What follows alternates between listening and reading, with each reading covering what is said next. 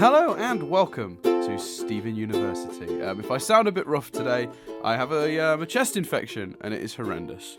Shit. I'll cough a lot and I will sound croaky in places, but just know that it also hurts a lot. So take comfort in that I'm also in significant amounts of pain.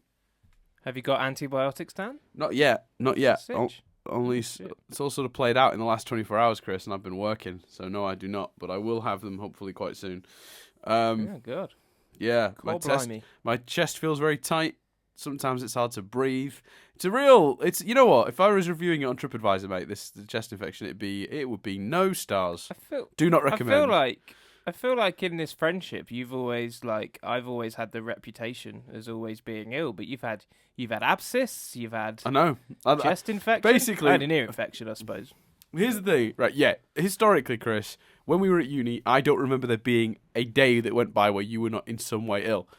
But for some reason, not for some reason, I think I know the reason, but since I hit 30, basically, in September, I have just had one fucking medical problem after the other. So clearly that's my body going, yeah, you've hit 30, you're done, don't worry about it. Yeah, that's fair. Yeah. I was for context, in case anyone worries, I just always had a cold. I've just always been popping. Yeah, you're always sniffly in some way. You're always. I mean, Lemsip was basically just a drink to you. So yeah, but I'll be honest with you. On top of that, Chris, I feel quite stupid.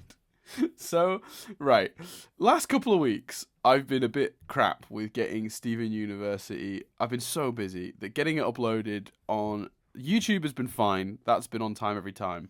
Because I have to do that in advance because it takes hours to upload anyway. Because for some reason I upload it in a ridiculously high quality, even though it's still basically still images. But that's for you guys, baby.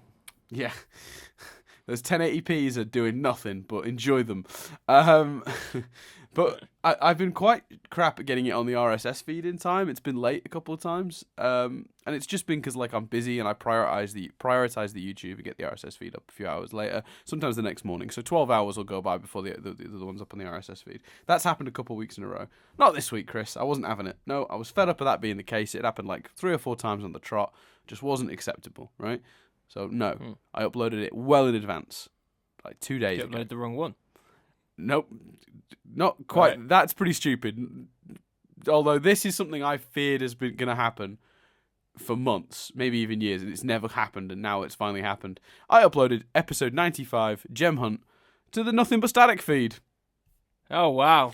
So Nothing But Static listeners got a treat this morning when they woke up to find a new podcast that was very confusing to them, I assume. Oh, wow. Yep. And of course, Stephen University listeners were going, that's weird. It's up on the YouTube channel. Well, they wouldn't be going, that's weird, actually, because that's happened the last few weeks. But it's so annoying that I finally uploaded it ahead of time, but I cocked it up. So, yeah. How did you find out? Did the Stephen University listener alert you were a Nothing But Static listener? Both. Someone who listens to both alerted me. I should name check. I think it was Jordan. Yeah, it was Jordan, who sent me just a screen grab of the Nothing But Static feed in their podcast app, and it had Nothing But Static 95 Gem Hunt at the top, and I was like, that's wrong. What's weird about that was somebody had made a comment on the Gem Hunt YouTube video, and I was like, I don't know what they're referring to. Let me quickly thumb through the Gem Hunt episode while I'm on the bus on the way home to sort of figure out what they're talking about.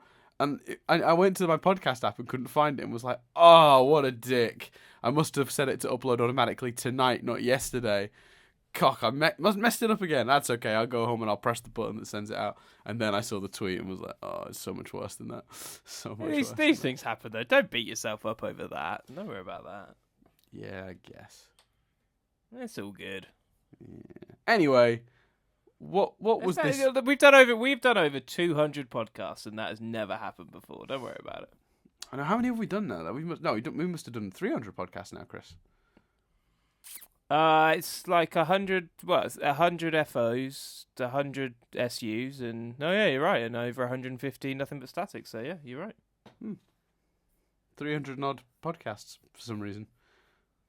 Wow. What are you guys doing listening to this shit? So yeah, it's never happened before. Don't worry about it. All good. It was bound to eventually. Giving you apologies. It's all good. We talk 346, Chris. 346. Wow. Oh, Is no, that including pointless noises? Sorry, 342. I miscounted. See, it depends how. So does that include pointless noises? Well, there's only 2 of those, but yeah. Oh no, it doesn't. Yeah. No, it doesn't. They're not here. No, it doesn't count those. So how anal do you then want to get? Because obviously now the pilot is included in pointless noises. Have we done 2? I think we did a whole episode and your record had gone off. Yeah. And we did a whole episode and my phone was too near the mic and it. No, we fixed that one in the end. We fixed that one at the end. I thought there was one we did lose to that. I don't think we lost it. I think I lost days of my life to editing it, but I think we recovered it. Maybe I could be wrong, but I don't think so. Do you count the one that we did and then immediately redid? That's one. We redid it. Fun fact: the episode was about spoilers, so we literally spoiled the podcast for ourselves and then redid it. Amazing. Fun fact, Chris, for you fact fans out there. All of the Steven University, Nothing But Static, and Fringe Observers episodes stacked up against each other. If you were to listen to them one after the other right through, it would take you 13 days, 16 hours, 39 minutes, and 20 seconds. Wow. For anyone... It's 18 gig worth of shite. I don't know how many people have listened, because I don't know, did Jordan Fringe Observers? We'll start talking Steven University in a sec, guys. But, Ronnie has listened to them all. There's a few people out there who listen to all 3, I think. Yeah. Well, if that's one of... Well, any listeners at all, thank you. But if you're one that's listened to 13 days worth of us talking, then you're a hero. Thank you. Yeah, I suspect no one's quite gotten that far because I'm pretty sure that a lot of people who found Nothing But Static have gone, 100 odd episodes? I think I'll just start with this week's and go forward. Yeah, that's fair enough. Well, tweet us, Jordan and anyone else. Tweet us if you have listened to everything. Like I say, I know Ronnie has, so point for Ronnie. So really? Anyone else wants points, let us know. That is impressive. Yeah, Ronnie went back. Ronnie went back when we were on, I think her and I became friends around 100 or something, and she went back and watched them all, listened to them all. Sorry, crazy. Well, there you go. Cool. Let's do Beta. Right. So, here's an episode called Beta. What was it about, Chris? Is it called that, Dan, or is it called Jasper's Hole or something? You are still quite bitter about the name trick. You know who you need to be mad at, Chris? The listeners. So that was their idea. Voice of the people, never mad at the listeners. So this is an episode about Steven's trying to cheer up Amethyst and takes her to visit Peridot and the cute blue one. They go, they visit them. It becomes apparent that those cats have been producing modern art versions. So they've got all this kind of impressionist modern style art about, but they don't call it art. They call it meat mops. Is that it? Something like that. Meat morps, I believe. Meat morps. In quite a funny, humorous exchange. But none of this is cheering up Amethyst, so Steven explains to Peridot what's wrong, and Peridot's like, what, are you kidding? She's great, she's better than Jasper. Jasper's came out of this awful kindergarten. Let's go look. So they go, and she's talking them through the kindergarten, and eventually they stumble across Jasper's. Steven suspects something's up, though. He's like, what's happened to this drill? And then they find Jasper's hole, and it's massive. And Peridot goes in it, and she's like, oh, actually, this is the most perfect hole I've ever seen. So Amethyst is all upset. Amethyst is then gives a speech about how she's going to be the one to end Jasper, to defeat Jasper. Peridot's like, what, are you crazy? And she's like, no, I'm doing it for me. I'm doing it for all the other people that came out too early, all the other gems that are weird like me, like this one. And then she points to a really big hole. And Peridot's like, nah, something's up here. So Peridot goes over and she's like, this isn't an exit hole. This is a new hole. What's going on? They explore a bit further, and the holes have been turned into cages by Jasper, who is keeping his corrupted gems in cages. Bloody hell. Her gems in cages in her kindergarten. And then Amethyst is like, oh, Jasper, and she cracks the whip, and the episode ends on probably the biggest kind of, there's no We've had cliffhangers on this show before, but I think we've had cliffhangers that, as far as I'm aware, apart from maybe the one where... Is it a cliffhanger where all the rubies appear, maybe? Yeah, one ruby appeared. You didn't know there were multiple until the start of the next episode. But the ship landed and a ruby gets out. That bit is in the previous episode, and then all the rubies are dealt with next episode. Yeah. So that's the only other example I can think of where there's been a cliffhanger where you go, well, the next episode has to begin with this moment. Like Mirror Gem, Ocean Gem, I would argue, although I can't remember their cliffhangers exactly, that those were cliffhangers where you could start at another scene. Like the return in Jailbreak, for example. It they get captured and then it starts with them waking up. It doesn't start immediately in the scene after. So you could almost imagine that this episode and what's going to follow it would potentially have worked as another single 20-minute episode, potentially. Yeah, which is a bit weird, because why didn't they just do that then for the 100th? Instead of all the bismuth, the kind of chaos that we talked about last week. That's a really good point. So yeah, I'm assuming it's going to start immediately after, because it has to. It wouldn't make sense if it starts with them, because the logical thing for them to do is to go and get Pearl and Garnet, but they've set it up for Amethyst is in a rage and she's about to attack, so that you can't start it with them getting those guys now, because you'd just be like, but why didn't Amethyst attack? So yeah, that's the episode. Shall I launch into my thoughts? What was that? I said, shall I launch into my thoughts? I mean, yeah, go for it. Yeah. So I really liked it. I want thoughts, especially. Chris. I don't know. I mean, we have set up a podcast very explicitly to get your thoughts on the show. So the idea that you would, I mean, I'm not trying to be difficult, but the format of the show is that we get your thoughts on it. I mean, to be 90 odd episodes in, 100 episodes in. Oh, it's our 100th episode. Hooray! To be that many episodes in and to go, would you like my thoughts? Seems like you've either got some sort of memory loss issue, or you've just not been paying attention the last 98, 99 episodes. That's fair, but sometimes you like to jump in with a little, yeah, I thought this. Yeah, occasionally. Sometimes you. Well, it feels like sometimes to break up your thoughts with your synopsis, I'll throw in my thoughts to sort of be the bridge between the two, to sort of be the sort of the meat between the bread, as you would put it, or the I don't know, something that goes between two things. I don't know. I can't think of a good metaphor. Fair enough.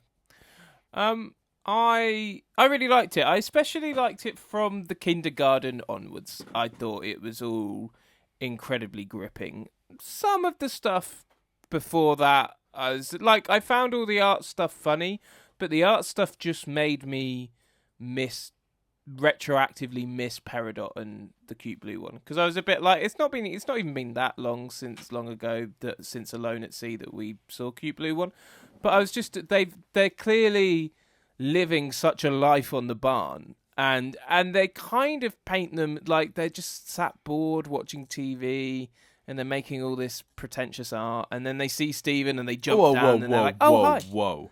I mean, I'm no art critic, Chris, but pretentious? That's not fair. Okay, I take that back. I just didn't want to use the word wanky on the podcast, which is how I would usually describe all this wanky art. You're the worst. Wanky art. Some wanky meat morphs. But for those who are a bit confused by that sentence, in the UK, when something's a bit sort of stuck up, a bit lame, it's a bit wanky. So that's why the phrase that is used a lot more in the UK is fan wank, which is when like a TV show is just like doing stuff specifically to please the fans. Like, I don't agree with it, but some people seem to feel that on Star Trek Discovery, the thing that happened at the very end of the final episode of the season could be arguably fan wank, because it's something that you would only bring in to excite existing fans of the show rather than for potential story reasons. I personally disagree. I think they've proven this year they've got some story stuff they're working on that's going to be potentially really good. But I could understand somebody feeling like it's fan wank. But that term wanky, I feel strongly is heavily British, and I don't want anyone to think we're I don't want anyone to misunderstand the use of the term. Hence why I used the term pretentious instead. But you criticised me for that, so I had to pull out my wanky. True. Which is different to pulling out a hanky, which is when you need to sneeze. So yeah, so I just felt like a bit like, oh, they're just stuck on the barn. Like we've had adventures that they could have potentially got involved with, surely. Like especially Peridot, I think. Like, and maybe that's because we've seen the Cute Blue one recently, but also I kind of feel like Cute Blue needs to recover, and needs to kind of get over some stuff. But Peridot, man, But have they had adventures? It sounds like they've had fun. And I like that they've had a little life they've built for themselves in the meantime. But that's not the same as having adventures, is it? I do, yeah, and like I'm just like I get it, and like I say, like this is the problem. I think I assume it's up. I touched upon it in the Q&A. The problem with the show is they make you love every character that you just want to see more of them, and I get why we can't and don't. And if we'd have seen all of them, I'd have been like, "What's a Peridot's just part of the gang now? Is she? Why isn't she on the barn?" Like, so I get it, but.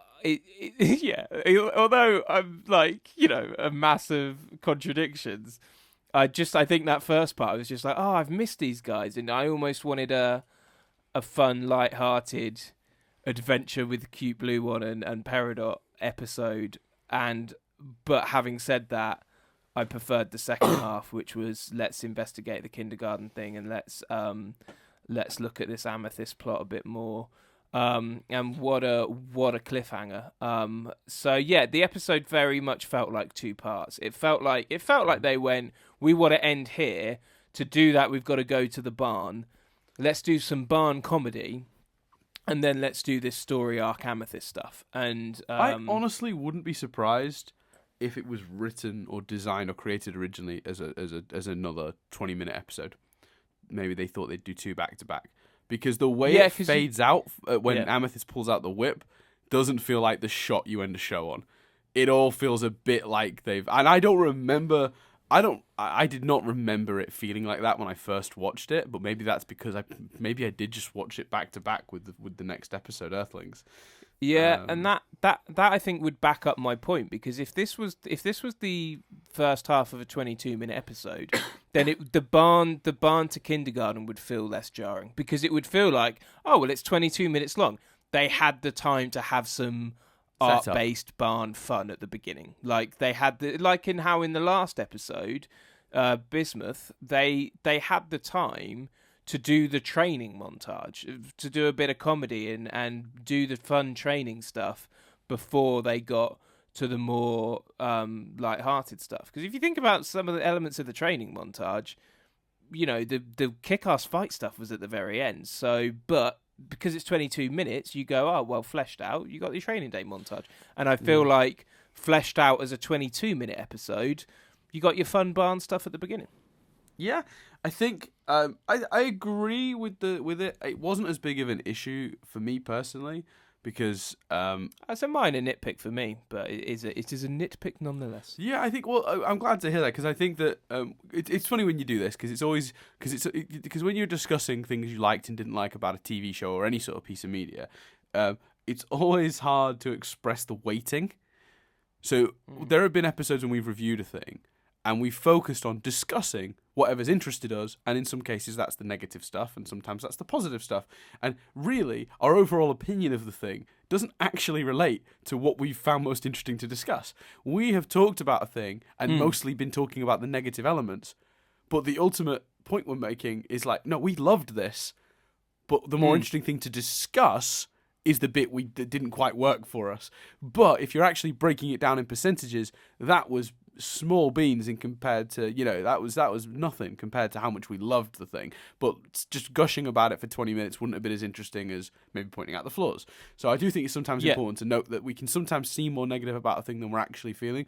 I love this episode, despite agreeing with what you're saying, because to me that's not a big enough issue. To me, it's like you, it's a nitpick. It's like a thing that I agree with you could be potentially you could call it a pacing issue, basically. And I'd get that. But what's cool about it is that it's one of those pacing issues I'm kind of glad is there, because the alternative is we don't take any time to see what Peridot's been up to in the time she's been gone, or what her life with Lapis off wherever has been. I think bringing her back, you kind of need to do that. I don't think you could have gotten away without doing some sort of what is it like with those two living together? Because keep in mind, the last time we saw those two together in the barn was probably around Hit the Diamond, when they were just sort of like, it was just like they just moved in, and then Stephen and Amethyst, Garnet, and Pearl just left, and we haven't been back there since. Peridot's come and visited the beach city, but they've not been back to the barn since. So I think with this episode, you kind of need to do not a reintroduction, but what have they been up to in the meantime? Because if they'd have just shown up and it'd been like, oh, we're hanging out with Peridot now, I'd have been a bit like, well, wait a minute, what's she been up to the whole time? Yeah. What they did was great. If they're going to address it and do anything, I certainly wouldn't want less. I'd want more. So I'd pitch maybe a whole episode, slightly more light-hearted, set at the barn. What you could do is you could have Amethyst go there, and Amethyst is a bit more aware of how hero worshipping Peridot has been towards her.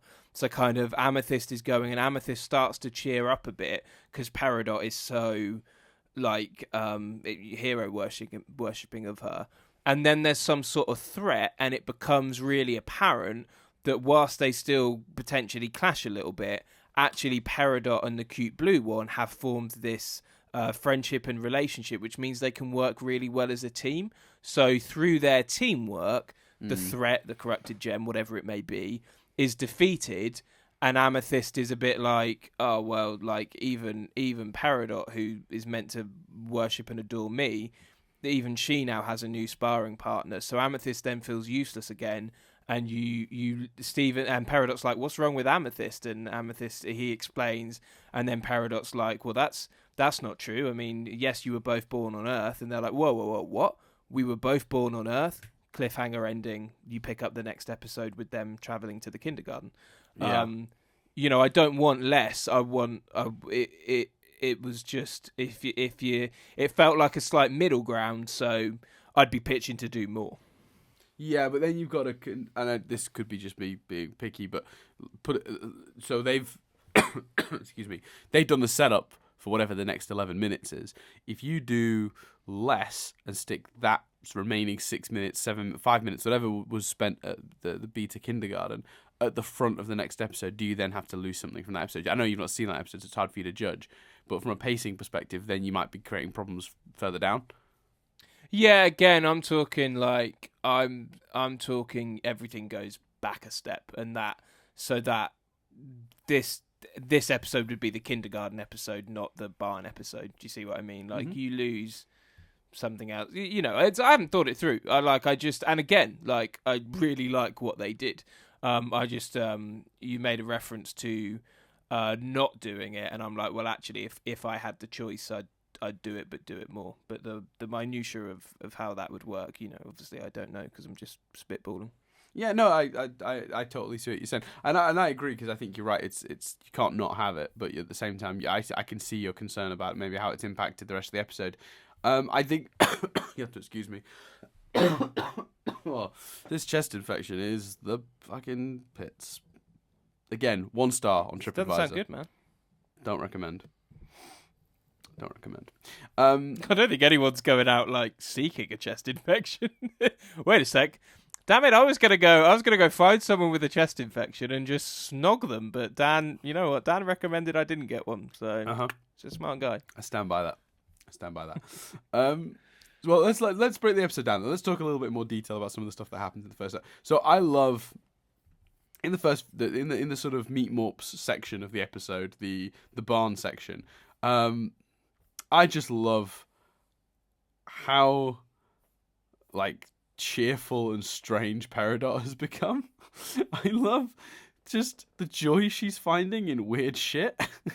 I mean, the meat morps, the artwork, whatever you want to call them, are glorious because they're so weird. And I love that she's clearly very good for Peridot.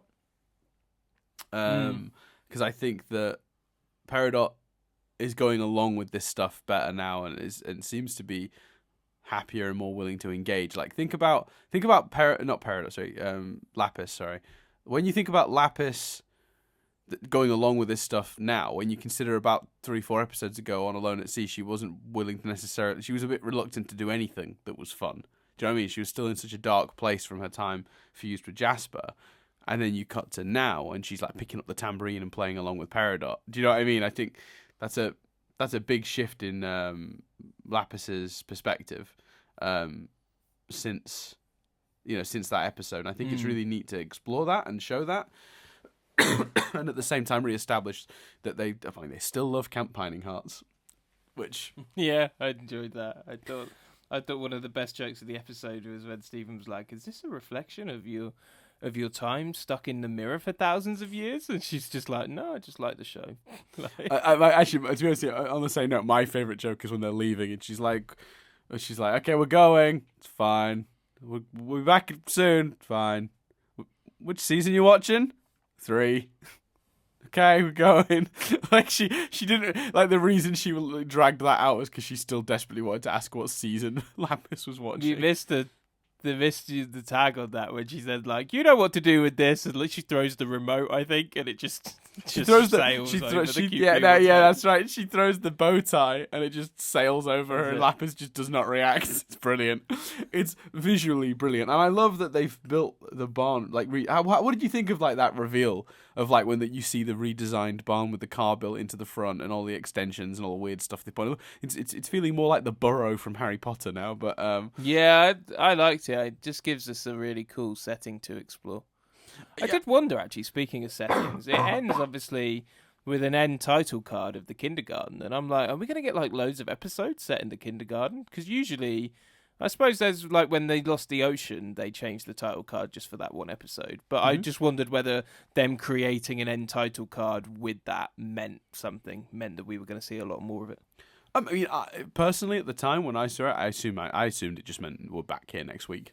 Like, this is where we are now. Like, the title cards are a nice indication, but I don't think they are.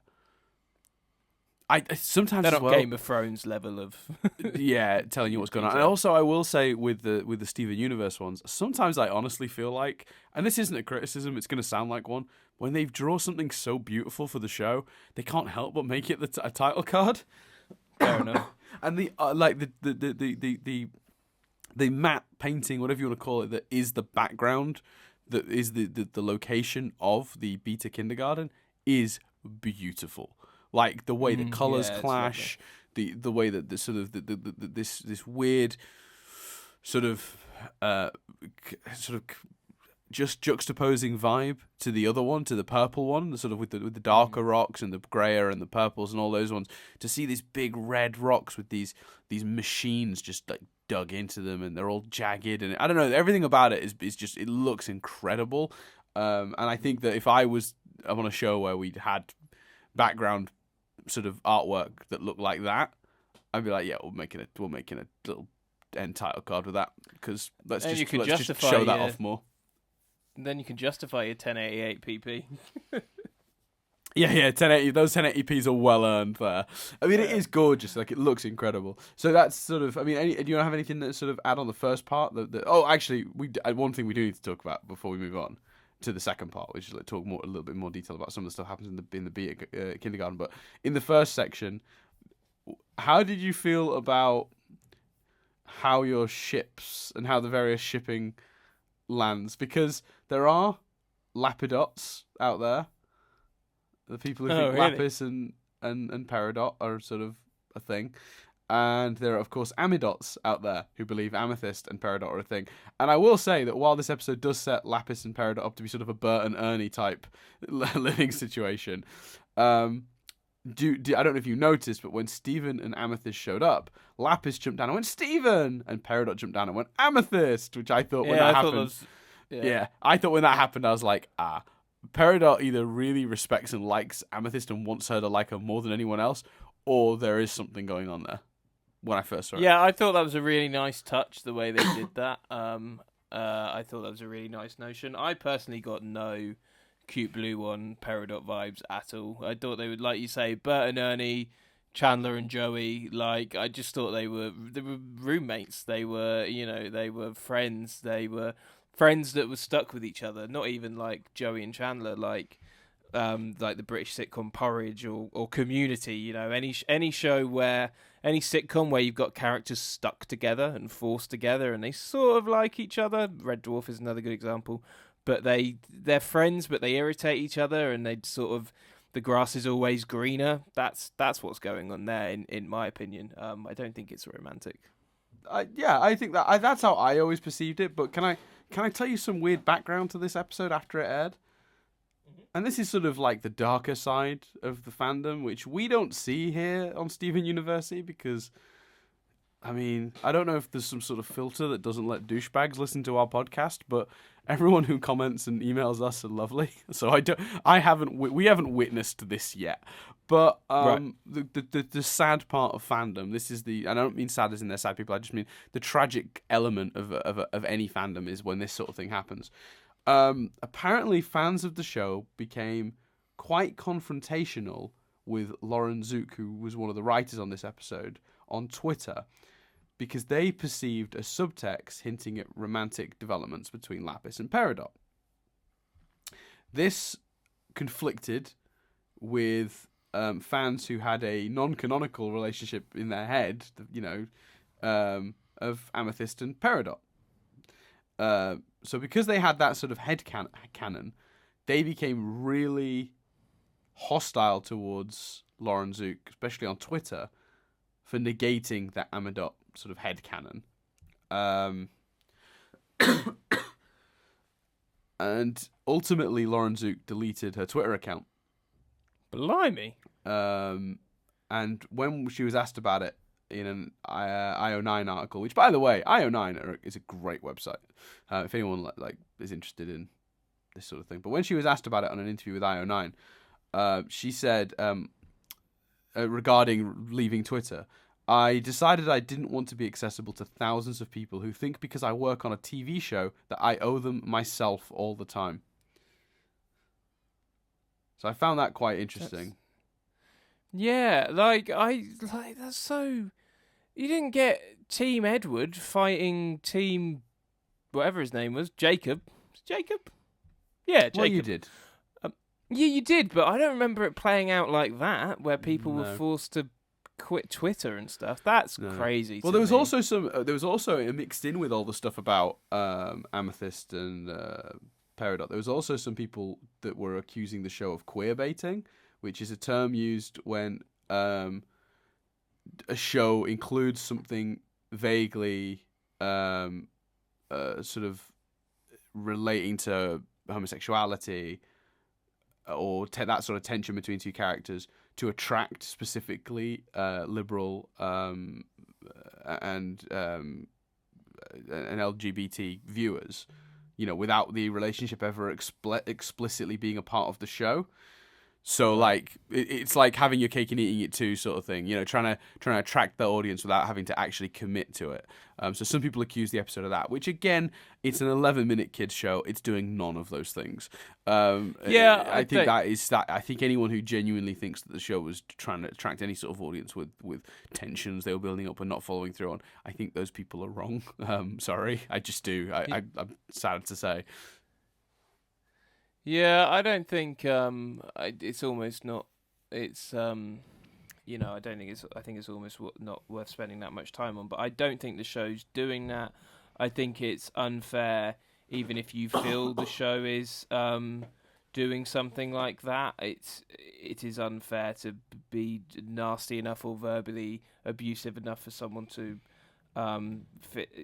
quit Twitter, especially when there are hundreds of arguments against that and that suggest the show's not doing that. Mm-hmm. And I didn't perceive anything. I've perceived romantic stuff between Peridot and Amethyst, but personally didn't see any of that between Lapis and I think Peridot. Even if you did perceive it that way, I'm sorry then. I'm sorry your headcanon has been upset by someone. Is like if Dawson's Creek is a show about Dawson trying to find a way to live through a week quicker, and he calls the process a queek. If Dawson's Creek aired now, would there be like I'd watch that show, shootings by and the way. fist fights over Joey versus Pacey? Hey, the fans are busy distracted by the fact that I named the cute blue one correctly. So no one's listening to this anyway. That's true. But I agree with you. I think that it's crazy to think that like people could get that aggressive about it because like sometimes the characters you want to get together in shows don't get together. Like, sorry, that's you don't control television, and just because you've decided something's a certain way doesn't mean the writers agree with you. And being a fan of the show doesn't automatically make your opinion on its direction correct. And if you don't like the direction it starts to go in, stop watching. That's fine. Don't worry about it. No one's. Do you know what I mean? Like, I think, I think it is. Yeah, I think it's fine that a show does something different to your headcanon, and I don't think it's worth berating a poor writer on Twitter. I always, when I hear stories like this, think back to Helen Rayner, who wrote episodes of Doctor Who called Daleks in Manhattan, and what was the second one called? Evolution of the Daleks, which in retrospect, actually, I think are actually pretty solid episodes, personally. I rewatched them quite recently and I did not dislike them at all. Slower than maybe they needed to be. Maybe didn't need to be a two-parter, but definitely eerie in places. Some really neat ideas. Nothing structurally wrong with it. It was fine. It's not, I understand if someone doesn't like it, that's fine. But like, it wasn't that. It's not like a travesty to television or anything like that. But apparently she got so much abuse on forums and things like that that she literally rang up the showrunner, Russell T Davies, crying. And I just think, like, wow, like, how bad are, like, fandoms? Like, yeah, well, it's why do people feel like they're owed something with this stuff? I really don't get it. And it's getting worse. It's pizza on top of the roof of the poor woman who lives in the Breaking Bad house. That poor woman. Right. It's riots in McDonald's over Szechuan sauce, you know. Yeah, it's horrendous. Like, being a fan of something does not give you a right to be a dickhead. Don't throw pizza on the house. Don't jump on the counter of a McDonald's screaming, "I'm Pickle Rick!" You're not funny. You're not clever. You're not anything. You're just a douchebag. Well, also, in both of those examples, the creators of the show said stop doing this multiple times. Yep. What were your other notes or triv about part two? Well, I thought we'd very quickly talk about sort of more detail about the second half. How did you feel about Peridot's attempts to sort of convince Amethyst that the kindergarten was shitty, and then only to be like, oh crap, when she saw Jasper's sort of. I thought it was sweet. I thought it was a really all of that stuff. Like, I really enjoyed all of anything related to Peridot trying to cheer Amethyst up, and but not just like trying to cheer her up. She clearly genuinely believed that, and then her slow realization of, oh, actually, like, Jasper's pretty, oh shit. Like, I just thought it was really entertaining. Did you like the idea that they hinted as well at the beta kindergarten? The reason it's a bit shitty is because it was a quick alternative to the homeworld kindergarten when they were desperate for more Quartz soldiers during the war, when it was all going tits up. Yeah, I thought the history of it and getting some of that was really cool, and I think the revelation of more gems than we maybe first thought coming from Earth and all of that kind of stuff. Yeah, because we all when we first see Jasper assume she's a homeworld gem. Yeah, and and even as well the fleshing out, like in my mind when watching this episode, I was being like, oh yeah, and remembering those scenes of Peridot in the sort of spaceships, like discussing the kindergartens and discussing Earth blowing up and stuff. And it's like, oh yeah, this was her job. And like, I love the way that they've fleshed out and created this character who's pretty geeky about her job and pretty passionate about it. So she's a certified it's a really kindergartner. Nice touch. Yeah, I just thought that was from really. The ground is sort of her jam, it seems. Yeah. She's a proper nerd about it. I love that, and you're right. It absolutely goes back to it could have been great. And if you remember last week, I said to you, "Does beta mean anything to you?" And you sort of said, "Should it?" And I said, "Yeah, it's come up before." She's talked about there being multiple kindergartens and the beta kindergarten historically. I think what obviously drove them more like it drove them to sort of go as far to visit it this time is obviously the link specifically to Jasper, which no one could have imagined. So I think this episode actually manages, when you think about it, to do a huge amount. It sets up a pretty epic next part while reintroducing Peridot Lapis's barn situation, landing a bunch of great gags, and giving us some really interesting insights into the kindergarten, Peridot as a character, Lapis as a character, Amethyst as a character, and like a bunch of mythology stuff in terms of that kindergarten's purpose and its rushed togetherness is due to the fact it was built during the war, which is clearly not true of the Alpha, the main kindergarten that's been visited previously. So I thought that was pretty cool. And it just fleshes out and gives more reason for Amethyst's beef with Jasper. Like, Jasper, it's been confirmed that Jasper is literally what she potentially could have been, but not necessarily what she should have been. That's good, Chris. That's good. Yeah. The popular theory is that the Beta Kindergarten is located in the Grand Canyon. Oh, that's a nice touch. Yeah, I that's the popular theory based on like just how it looks, but it does apparently also have a strong resemblance to something called Antelope Canyon, which is based in Arizona. Obviously, this show sort of set on an alternate version of Earth where gems happened. So some of the details of Earth as we know it have skewed differently, which is why Empire City exists and not New York. You know what I mean? Like that's. But at least it's done that, and at least it's adapted the world accordingly, as opposed to creating this whole other world. Yet Earth's history seemed to happen as well. Bright. Something stuck in my throat. Yeah, it's funny how wizards and elves and things like that don't actually change how. It's almost like no one put much thought into the script. Hey, I'm not saying that. I'm just saying Bright's not a good film. No, Bright's not a good film. What a shame. Did you notice that Amethyst's whips have the upgrades from bismuth? Yep, I noticed that, and I quite liked her struggling with kind of using it and her struggling to get the whip right. I couldn't necessarily decide if that's because she just wants to be better than she's ever been with the whip or because she's getting used to what bismuth did to it, but either way, I liked it. Well, I like that they're hinting she's trying and training now, because the impression you got is that Amethyst just sort of laid about like, whatever, who cares? Like, I like this change that's come over Amethyst under Jasper's sort of the pressure of beating Jasper. I think it's a really interesting shift for her character. She's gone from being carefree to being quite driven. She even referenced her old ways when she's looking around and seeing what they've done to the barn. She makes a reference to, did you not just spill stuff and go, oh, this will do? And that's clearly what she did with her room. Yeah, absolutely. Yeah, 100%. Which is another really nice touch, actually, that they chose this episode to parallel the Amethyst change, because obviously it's actually really clever to sort of show that Peridot and Lapis sort of ended up living like that a little bit too, in that sort of weird sort of organised chaos. And I love the way that their home is sort of built naturally as well. I feel like feels like everything they've put there has just been out of convenience in the moment, and I kind of love that. They wanted a place to sit and watch TV in the sun. All right, stick a car through the front of the barn. We'll use the boot as the base of the truck part to sort of sit and watch TV. Yeah, it's a really nice touch. It's small touches like that and the attention to detail that we have complimented before and will no doubt compliment again with this show. 100%. I love that a lot of the Meat Morps reference specific events as well, because I like they make a joke out of it when Thingy's like, oh, this has reminded me of when I was living in Steven's toilet, and Lapis is like, this Meat Morp has baseball stuff in it. Reminds me of the time I played baseball.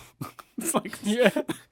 Like, this is the time that Stephen gave me. I think my favourite one of that was, this is from when Stephen gave me a leaf. It reminds me of the time that Stephen gave me a leaf. That's brilliant. I like as well that they re-established, just to remind people, that Peridot did in her last appearance discover metal moving powers. So it's a nice little sort of nod to that too. I like that I like that they made sure they just sort of put a little reminder to that in, so that like if you've sort of forgotten that, it's like put it back in place. Now Peridot's sort of appearing and will probably be in the next episode or two too. She's now become part of the active story again. So you've got to presumably you've got to set that up, because in case people have sort of forgotten, it was a fair while ago now when you think about it. Oh, also yeah, quite a while ago. Yeah, and also obviously her plush alien appears that she won from Too Short to Ride. It's in like the fish tank.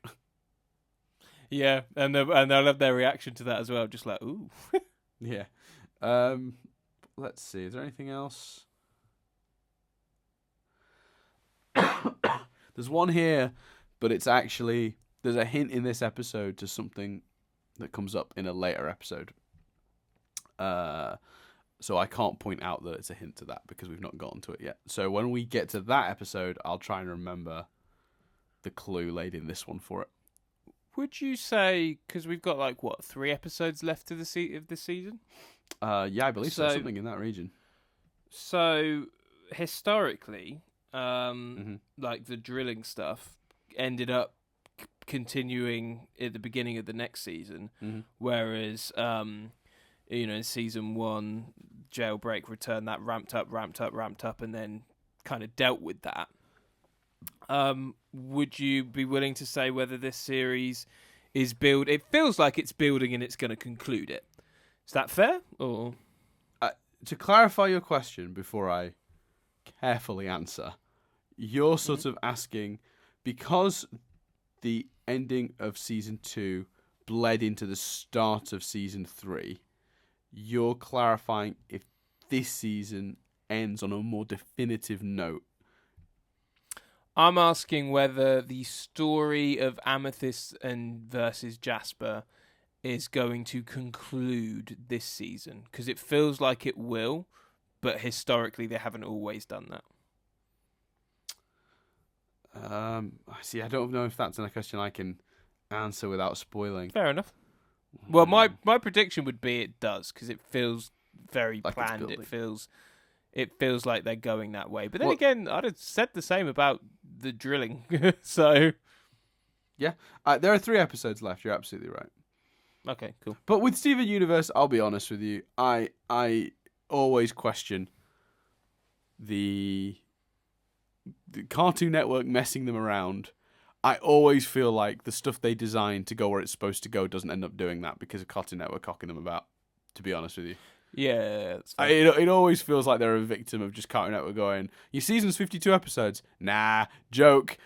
JK, it's 26. Okay. Gotcha again. It's 24 this time. You dummies. Like, if it just feels like Cartoon Network and just constantly, and by the time they tell them, it's like, we designed a season. You know what I mean? So yeah. I think with Steven Universe, and because it's got such a weird staggered release schedule anyway, where it's like, here's a bunch of episodes, here's nothing. Here's a bunch of episodes, here's nothing.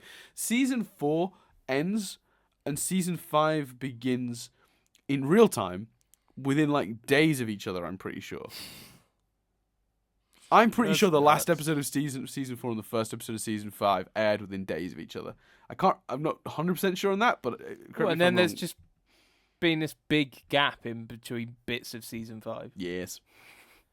Wow. Fun fact, not related to the show at all, but you said it there. I always thought JK was just kidding. Until I'd searched for a GIF to say joke the other day, and loads of them said JK. And I was like, oh, JK stands for joke. Oh, no, it stands for joking. Well, whatever. Well, it's not just kidding, which is what I thought it was. Yeah, I think just kidding works fine. Yeah, it always worked, in context when I'd seen it. I think that's why I had always thought that. But I think it's meant to. I think it's meant to be joke or joking. Joking. Yeah. Why joking specifically over joke? Because the context of what it's used, you'd say I think you're a shitty person, JK. That's not just, it'd be weird to say joke rather than joking. Do you know what I mean? It feels.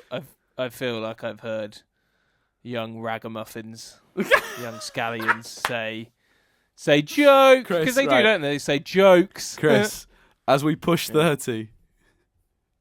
I think it's fair to say that we are not down with the kids, the lingo, the memes, whatever's going on the planet. Yeah. So we need to we are not going to get away with making jokes about Shrek 5 and all the other things that the kids are making fun of on the memes. Is there a Shrek 5? There's one coming. Is there really? And it's a big recurring meme. Well, in the last year or two, Shrek as a concept has been memed to death, to the point where I think they've just gone, these people who like these memes are gonna come and see a Shrek movie. Weirdly, I'm not sure that's true. Weirdly, Chris, I've just got an Urban Dictionary. Top definition for JK is just kidding. Really? Mm-hmm. Oh, amazing. In fact, Well, there's no one for joking. I am down with the kids. So Someone, to be honest with you, I've always assumed it was both. Like I've always assumed it was used like it was either just kidding or joking, and it both sort of fit. So I didn't really. You can question it. A No, because YouTuber. those two things are literally the same meaning. Yeah. Both. Yeah. Well. Yeah. Just kidding and joking. You're sort of saying the thing Yeah, I just joking, said. I didn't mean yeah, it seriously. Yeah, I was still thinking about joke, but yeah, just which is what I thought it was. But yeah, so yeah, you're right. So I don't know if that matters. But we're never going to be down with the kids. Like, yeah. Yeah, I think that's what we've mainly learned.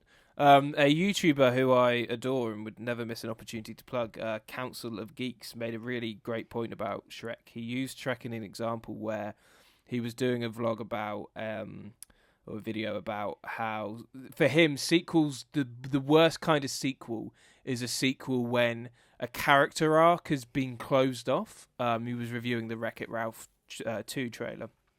And he used Shrek as an example. And he was like, that's why the latest Shrek movies are so bad. They managed to make it stretch to Shrek 2, but the minute he becomes a family man and he's happy with Fiona and all of that stuff, his arc is done. So when you bring it back, you either have to do something new with someone else, a la Finding Dory, which mixed reviews from some, but in the main work, because it's not functional. About Nemo. It's functional. It's it's functional. It works. It's not a masterpiece, but it does function. Yeah. Or you have to go back on the character arc and make them learn the same lesson all over again. Mm-hmm. And he was sort of saying that's what it looks like Wreck-It Ralph 2 was doing. But yeah, I really was not impressed with Wreck-It Ralph 2 trailer. I honestly was looking at it thinking, this looks like a bad excuse to jump on internet culture and make jokes about it. And that worked out great for the Emoji Movie. Oh, it didn't. That made me want to kill myself. I have never, ever considered suicide in my life until I watched the Emoji Movie. That is quite a dark comment that I feel we should dwell on. I honestly, Chris, I'll be honest with you. I felt wrong to say it because it's obviously a serious topic, but that is how much I hated the Emoji Movie that I had to go to the extreme of talking about suicide to express how much I hated it. I think it is the most cynical, despicable thing that's been made maybe ever. It is an hour and a half advert for shit like Just Dance and fucking Dropbox, and I have never known such rampant commercialism and cynicism to make a product like that. And what really saddens me the most is, visually, it's gorgeous. So those poor artists made that world come together in a colourful and interesting way and were just fucked by genuinely one of the worst scripts and one of the worst premises and one of the most clearly financially motivated movies I've ever seen. And I am terrified Wreck-It Ralph 2 is going the same route from that trailer. Well, which it certainly looks like it will. Was it Stephen University or another podcast where we discovered that at the time of speaking, the Emoji Movie was available in full on Pornhub? I don't remember which podcast that happened on. But we were talking about it. Somehow one of it ended up being, I wonder, there's some crazy stuff out there. I wonder what you'd find if you search the Emoji Movie. It wasn't that. It was a friend of yours had said they'd been on Pornhub, and when they typed in E, one of the things it had suggested was Emoji Movie. That was so it. Me and you were going, well, what comes up? Like that's the like he's only half done the story. He's buried the lead. What comes up on Pornhub when you search Emoji Movie? So on a podcast, and it might have been this one, it could have been Nothing But Static, the main podcast, but we did it, and we were just like, I don't know what I was expecting. The movie came up. The whole hour and a half movie was just on Pornhub. And we pirated. It wasn't out then. Like it wasn't on DVD or it was a bad VOD. It was a bad cam copy that someone had filmed with a camera in a cinema. And I just, and I think what we said at the time was the explanation must be that Pornhub has really crap rules for getting content pulled for copyright Yeah. reasons, so the people will put it on there and it'll last longer than putting it on YouTube, I assume. So I just love though, it was literally like the dead dove joke from Arrested Development. Like he opens the fridge and there's a brown paper bag that just has dead dove written on it, and he opens it up and just closes it again and goes, I don't know what I was expecting. Because it literally has a dead dove on it. Like, we typed in Emoji Movie into Pornhub and the Emoji Movie came up. What else were we expecting? Yeah, it's very fair. It's very fair. Anyway, different story. Any other trip? No, nothing that, just that, like the one I mentioned that would be a spoiler, so we'll come back to that when we get to the episode in question. Cool. Yeah. We are at nearly an hour. That's crazy. How have we done that? We are bad at this. We We really need to start reining this in. A good 20 minutes is you coughing, but there's also 40 minutes of chat. I'm joking. It's a serious issue, and I have been desperately. It's probably been louder for you, Chris, because every time I've coughed, I've really pulled away from the mic. But I know for a fact it's in there, and I am really sorry, everyone. At least I didn't hack up a shit ton of phlegm. Well, that's detailed. But that's which comment was worse? The visual that creates, or the suicide comment? Which one was worse? Me. Well, one's a worst visual and one's a darker topic. Neither. That's how bad I hate the movie. I genuinely feel awful for even making that reference, because I know that suicide is like a serious issue plaguing a lot of people who are in, dark and sad places, and those people should absolutely seek help, and I'm on board. It's a really important topic. But I think using it in that moment, from my brain's perspective, was me trying to express how much I hated that movie. It's everything that's wrong with society in a movie. I love that twice you've defended it by just being like, guys, it's a serious topic, but I really hate the Emoji Movie. In answer to your question, which is worth, I don't think either's great for a podcast discussing a children's cartoon, but that's my answer. Neither's great. I'll stop. And we'll stop making this a million hours long. But Dan, that's how much you hate the Emoji Movie. Really is. I've never seen it. It's horrendous. It's so bad. It is insulting on every single level, and I honestly still cannot fathom how someone wrote the script, handed it to another dude who commissioned a thing and got artists involved, and it just I don't understand how many stages there can be to a process and it can still get finished. Like at some stage someone must have just like been like, what are we doing? This is horrendous. Why are we doing this? It's funny because so there's James Corden does that spill your guts or fill your guts thing. Uh-huh. He did one with Gordon Ramsay, and Gordon Ramsay said, rate Peter Rabbit, the Emoji Movie, and Trolls from best to worst. And Gordon's going, I don't know, I love all the people that worked on it. And I'm sat there going, this is a really easy thing for you to answer. Peter Rabbit is still out, so you have to put that first. It's not even out yet. And then, in the US it's out. And is then it? Over here they're bringing it out for Easter. Yeah, in the US it's been out for weeks. That's why there's been all that controversy with the asthma people. Oh, I thought that had been in some trailer or something. No. It's the movie's out. So it may well be on Pornhub, Dan. I don't know. So I don't know if I want to know the answer to that question. Peter Rabbit is out. I'm finding out right now. Peter Rabbit is out, and everyone hates the Emoji Movie. Just go Peter Rabbit Trolls Emoji Movie, and that's what he did. But, yeah. Right. I'm on Peter Rabbit did well. I think it's like in that video. I think even Corden says it's like the third biggest movie of the worldwide at the moment or something. Another one of I don't know what I was expecting. No Peter Rabbit, Chris, but plenty of Jessica Rabbit. Oh no! Oh, I don't want to know that. It's out there apparently. Oh, we have mentioned suicide and Pornhub too much this episode. Should we end it there so we don't do anything worse? I think we should. Please come back next week. We'll have less suicide, less Pornhub, and less coffee. We'll be good. We promise. Yeah. Did that sound sincere? Please. I hope so. It wasn't. I have no intention to be any better than this. This is it, guys. If you don't like it, sorry.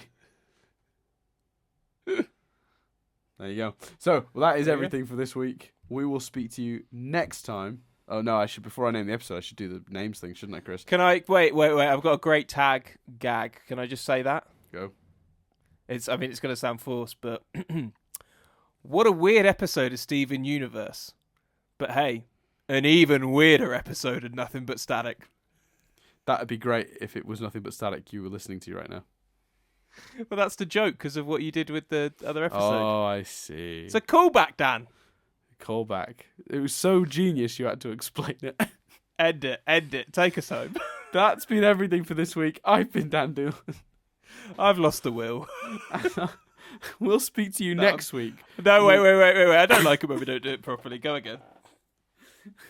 That's been everything for this week. I've been a very ill Dan Doolan.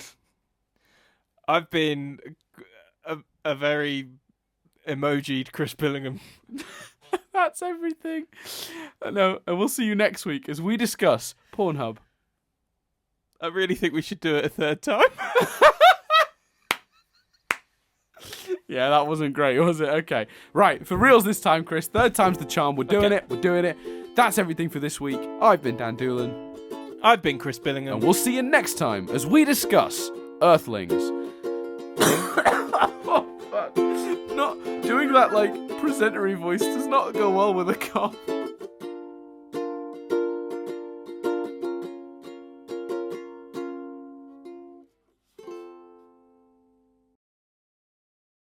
Hello, I guess this isn't quite over yet. So yeah, it's the 100th episode of Steven University, and that is a milestone, and would be a milestone for any podcast, really. But I think particularly in the case of a podcast where one of the hosts might not have made it that far, that is extra impressive. Especially, considering Chris's reaction to a certain feline appendage-based episode, which, the episode that shall not be named unless I wish to silence Chris. So yeah, in a situation where we've made it to 100, it felt like we should really mark the occasion, but neither Chris nor I could come up with a good way to do that. So we recorded the episode as normal and just carried on. And annoyingly, as it is the 22nd of March, and this episode goes up in about 12 hours, I have come up with a way to mark the occasion, and that, some of you will be glad and some of you will be terrified to hear, means a song. The usual disclaimers attached to the song from me, which is that that I'm bad at this. Not a great singer, not a great ukulele player, but I'm going to give it a shot. Slightly different, because it is a song from Steven Universe, but in this occasion, I've reappropriated the lyrics. I've also not had very much time to do that, because of this idea has all hit me this morning, the morning of... I'm actually going to have to re-edit the podcast to include this, because it was already ready and uploaded and I'm good to go. So yeah, I've got a lot of work to do to make this right, and I don't have the time. I didn't have much time to write the new lyrics, the reappropriated lyrics. I also won't have any time to re-record, multiple versions to get the best take. So I'm pretty much just gonna do this. It's like one take basically. If I'm lucky, I might do a second. If I really cock it up, but I really don't have a lot of time. So I'm also still suffering with a throat infection, so I probably shouldn't be singing at all. But I'm gonna, because it's the 100th and it needs to happen. All the disclaimers about how bad this will likely be. But with that behind me and explained, it is time for me to introduce you to a song that I put together this morning that I didn't have very much time to learn. It is called "Chris is Still Not Giving Up." And here it is.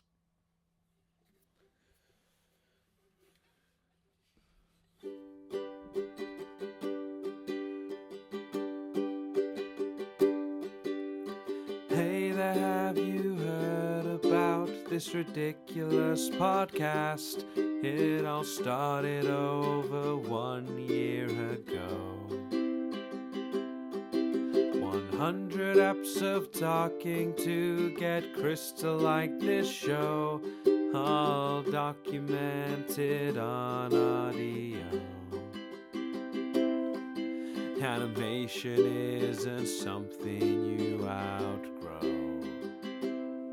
We didn't think we tangent quite as much as we do.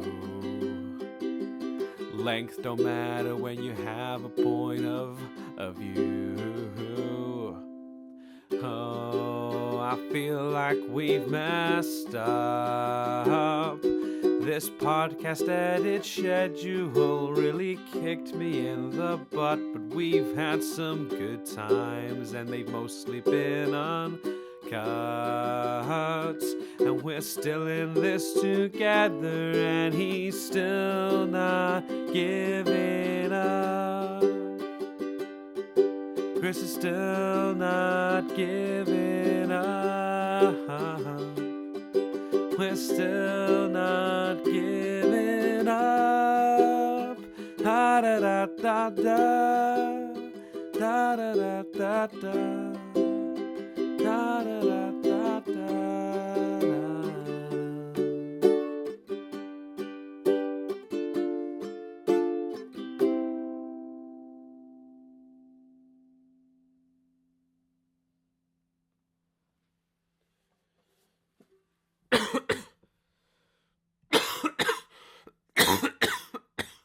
Oh, throat infections are fun. Sorry.